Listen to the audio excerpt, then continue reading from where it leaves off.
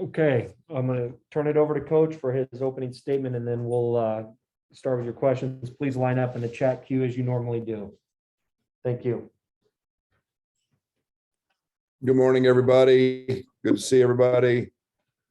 Yeah, quick turnaround. Game 2, Big Ten play against a very, very underrated and very, very good Iowa Hawkeye team. Coming off of Rutgers, I thought it was our best performance on both sides of the ball. Obviously, the defensive numbers I thought were a little bit skewed, but I thought we did a pretty solid job there. And then offensively, I love the way we played, the assists, the efficiency, the turnovers were down. And, I really thought we had the opportunity to kind of step on them and put the game out of reach. It's something we have not been doing. And I thought we were able to do that, but, we didn't spend a lot of time talking about that game. We kind of moved on from that right into to Iowa. Iowa's really good. This is a much different Iowa team than any of us are used to seeing. Obviously, a Luka Garza dominated team in the past with really good wings and Frederick and Wieskamp. Now this team is different. This is as athletic a team as there is in the Big Ten. This team is, Bohannon is still there. Seems like he's been there for forever. And again, he hasn't changed. He's still the Big Ten's all-time leading three-point shooter for a reason. But this is a team that is extremely, extremely athletic. The twins, both Murrays are scary athletes. The Perkins kid really started to emerge last year in the Big Ten tournament.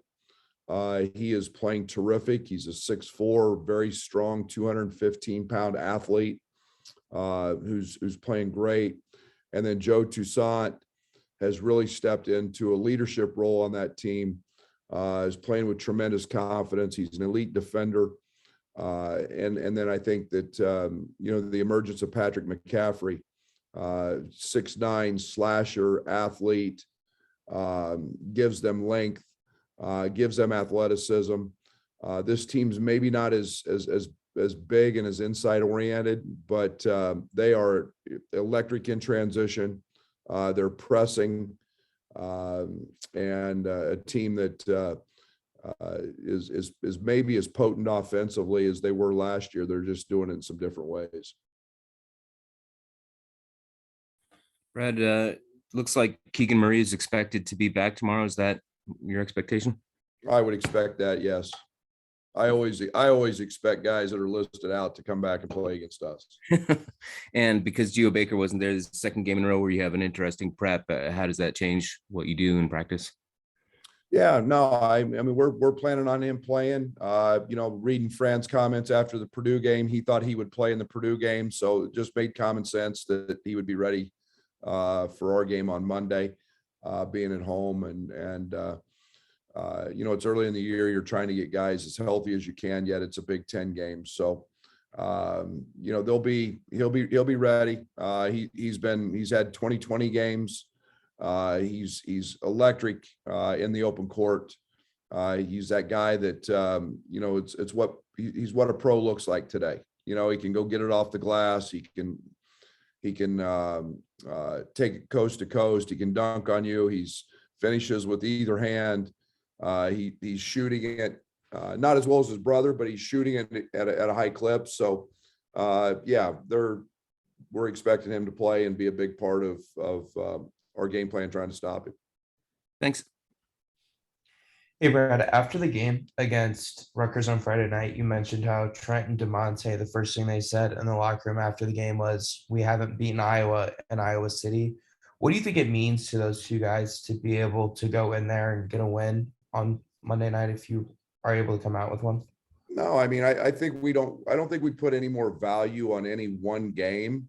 There's 20 of them.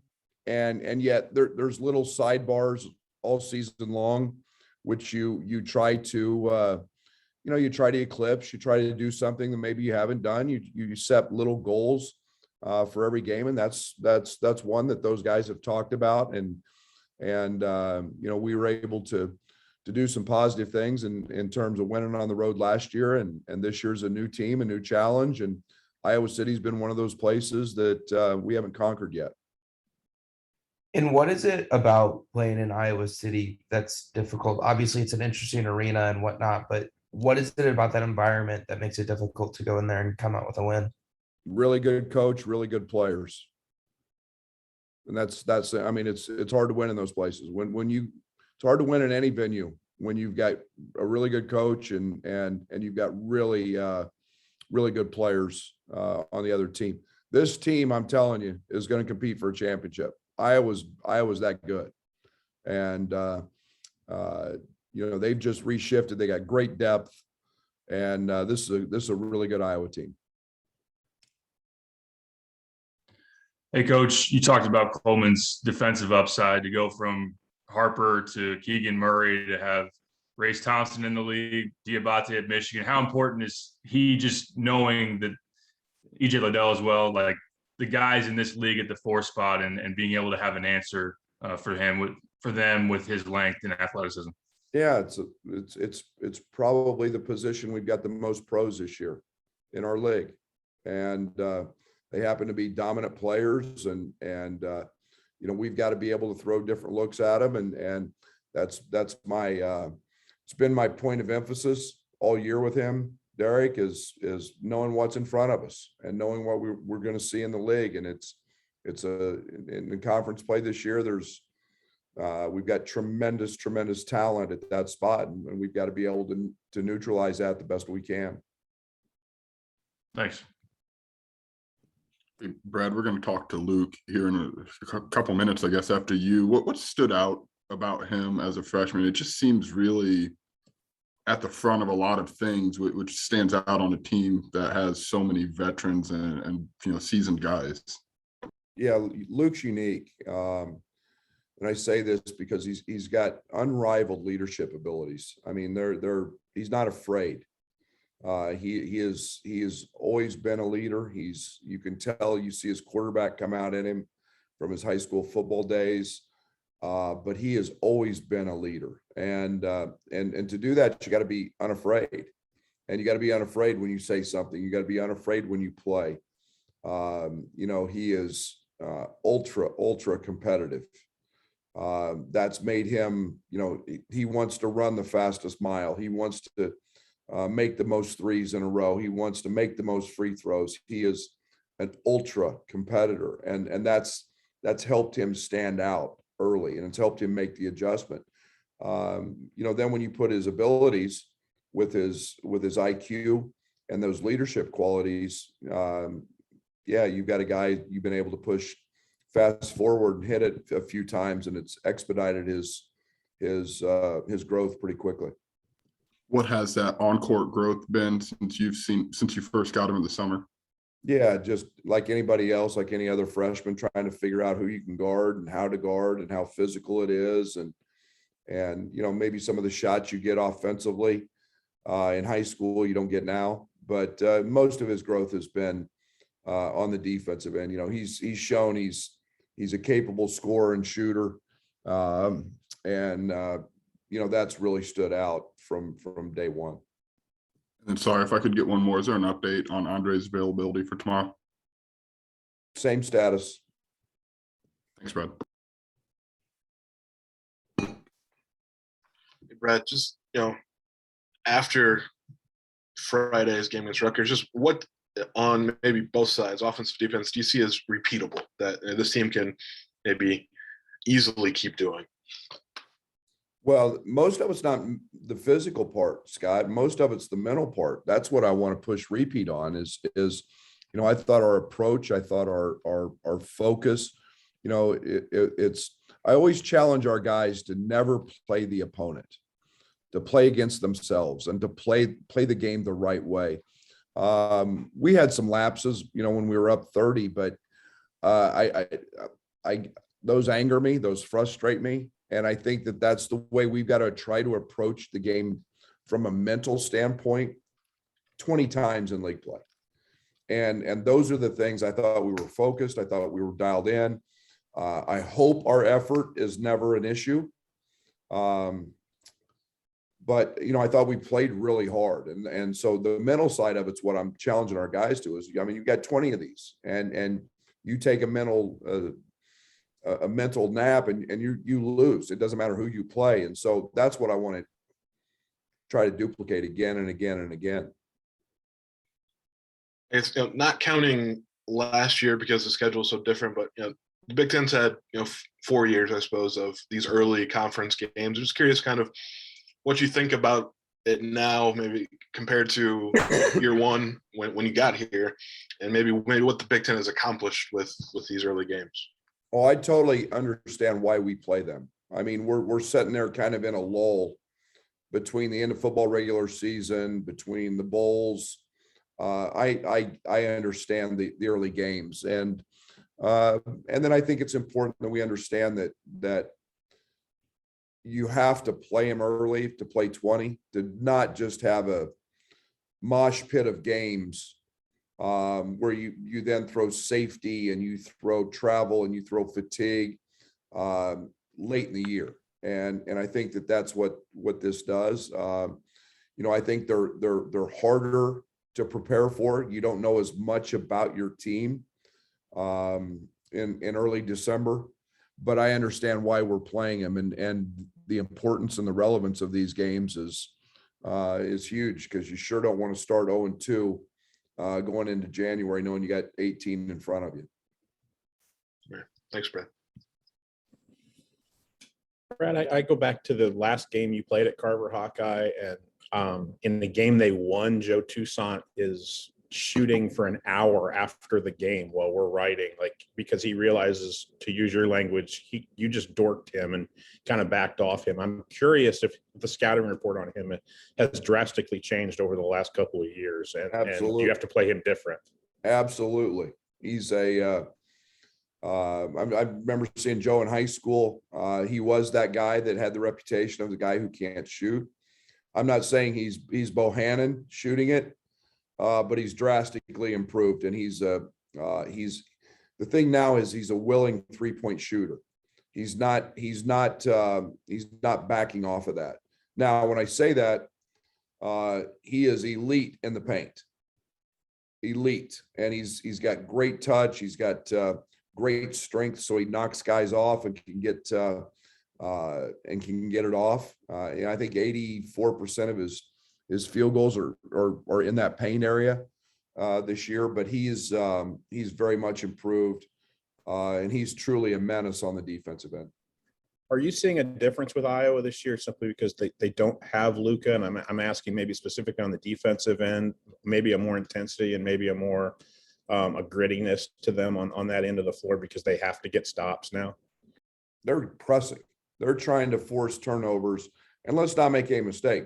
They're gifted offensively now. They're averaging 97 points a game. They're playing fast. They're pressing for a reason. Do they have a great interior presence? Big Kid's pretty good. They can throw some guys at you. They're doubling constantly in the post, but their strength is that press and then what they do on the offensive end, because they've got a ton of weapons on the offensive end. And it's amazing they lose 2 pros and another transfer. And in a lot of ways, I think this team's better offensively. Thanks, Brad. Hey, Brad, kind of expanding on that a little bit. You called Iowa underrated and you called them a contender. I think people, when Garza graduated, thought maybe they wouldn't be a contender. How impressed are you by what Fran's done with this kind of transformation on the fly from Garza ball to explosive athletic ball? I think the one thing I've always appreciated about Fran and his staff, they do an incredible job of evaluating and playing to their to their strengths, and their strengths lie on the offensive end. And I mean, you're talking about now development. I mean, Luka Garza was a backup on his AAU team, now National Player of the Year. I think Murray's only other offer may have been Western Illinois, and now he's going to be a lottery pick. So it's a style, it's a system, it's the ability to evaluate to their system and style. It's very impressive, and then he's done it by building depth. And Toussaint was a guy that as a freshman was just okay, and now all of a sudden he's stayed the process, and he's grown, and he's become a really a good player. We saw the emergence of Perkins last year. Now all of a sudden that guy's leading them and scoring, in their last ball game. And, both of his sons are good players. So it's been a very impressive job of evaluating and filling to their system and what they do. And it's my hat's off. They do a great job. Coach Bruce Weber used to always say he liked to recruit football players. And you brought up Goody's quarterback background. Do you have stories of quarterbacks you've recruited? Or, I mean, that leadership at such a young age at a quarterback is special. It really is kind of a neat trait, isn't it? Yeah, it's unique today because nobody plays two sports anymore. We've become so individualized. I mean, kids in the 5th grade are selecting one sport they play. So it gets harder and harder to find them. I've always been a big advocate of play them all. And, we become so specialized. It's really hard to find guys like that anymore. But, Luke has got a grit. He's got an intelligence. So I call it a lack of fear. He took a shot the other night that I wasn't ultimately pleased with because it was really quick in the clock, but it's a shot he makes and he's not afraid to take it. And, that's going to play really well for him and for the rest of his career. Thank you. Brad, apart from Bello, what's the injury and illness status for the guys who've been out or been sick? Getting closer. So we've got active participants in practice now, so that's good. But to say we're all back to 100%, we're probably like everybody else in the country, Rob, that's got a few lingering things. So, but we got active guys in practice again. And Trent specifically? Trent's back in practice, and Trent's going to gut up and play through anything. So to say he's 100%, he's gaining ground on that, but he'll be good for 35 minutes tomorrow. Okay, thanks. I guess as a follow-up to that, I mean, I know you had the one practice last Saturday that you basically just kind of wiped out, but over the last 2 weeks, how different have your practices looked? Maybe not being able to have everybody or do all that you want or needed to do. Yeah, again, it's the thing I struggle with is it's November and early December. It's get better time. And so, some of those years in the years past, we could really grind on guys and get better and dive into certain things and have, practices where we stressed them. And we're getting there. We had a couple of those last week before the Rutgers game. Yet, you can't cut off your hand to spite your face. You got to be able to go try to win a game. So we're trying to manage that the best we can, Scott. Thank you. Coach, your last couple of opponents haven't been forcing turnovers a whole lot defensively. To go back to facing a more aggressive style, a pressing style, are you more confident in being able to handle that maybe than you were 2 weeks ago? Yeah, and we'll find out. But it's crazy. Our turnovers, even when we faced teams that pressed us, weren't against the press. We went the whole game against Marquette, never turned it over against press. Our turnovers just came in the half court and lack of execution and illegal screens and travels and half court things. It's not where we were throwing the ball to the other team. And so I love this team because we can pass it. I think that we've seen a lot of pressure. We haven't seen, maybe 40 minutes of it like Iowa's going to play it. But again, I think it's something that we're comfortable with. And I think we're settling in the half court a little bit. Thank you. Is that everything for Coach? Thank you. Okay, stand by. I'm going to transition locations and we'll get going with Luke.